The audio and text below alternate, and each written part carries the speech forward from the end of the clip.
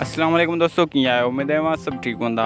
दोस्तों अॼु की हिन वीडियोज़ में असां ॻाल्हि ॿोल कंदासीं न्यू ड्रामा सीरियल ज़हर ज़िंदगी, जंहिंजो राइटर्स आहे नूर ज़ौर, जंहिं काफ़ी फिल्मूं ऐं ड्रामा ठाहिया पंहिंजी डायरेक्शन में। ऐं जेको हिन ड्रामे जो डायरेक्टर्स आहे उहो आहे फरज़ंद मलिक उर्फ़ खजू बि हिन ड्रामे जो डायरेक्टर्स आहे।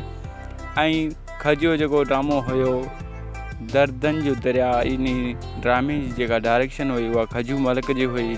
इन जो नालो आहे फरज़ंद मलिक।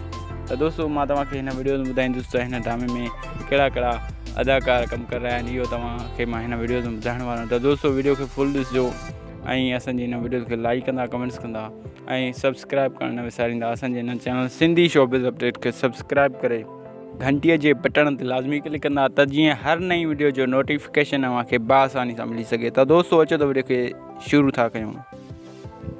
हीउ ड्रामो ज़हर ज़िंदगी आहे ऐं हिन जो जेको डायरेक्टर्स आहे फरज़ंद मलिक ऐं राइटर आहे नूर ज़ौर। ऐं दोस्तों मां तव्हांखे ॿुधाईंदो हलां त हिन ड्रामे में सैयद निसार शाह ऐं अब्बास गुल असद कुरैशी, इहे टई अदाकार हिन ड्रामे में पंहिंजो अहम किरदारु अदा कंदा। ऐं हिन ड्रामे में सुठियूं गर्ल एक्टर्स आहिनि ऐं ॿिया बि सुठा एक्टर्स आहिनि। जीअं त मां तव्हांखे ॿुधाईंदो हलां त असद कुरैशी, साईं निसार शाह, ज़ुल्फ़कार बुर्दी, आज़म मेगल, इहे पंहिंजो अहम किरदारु हिन ड्रामे में निभाईंदा। ऐं हिन ड्रामे जी तमामु बहितरीनु शूटिंग थी रही आहे। हिन ड्रामे जी रिकॉर्डिंग थी रही आहे ऐं हिन ड्रामे जी मुख़्तलिफ़ रिकॉर्डिंग शहरनि में थी रही आहे।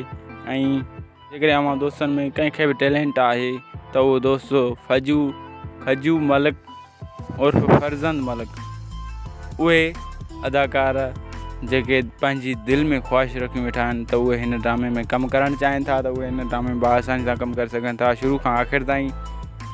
ऐं मां तव्हां दोस्तनि खे वरी ॿुधाईंदो हलां त हिन ड्रामे में असद कुरैशी, साईं निसार शाह हिन ड्रामे में अहम किरदारु अदा कंदा, जंहिंजी तमामु पज़ीराई ऐं सुठी हुननि खे मोट मिलंदी।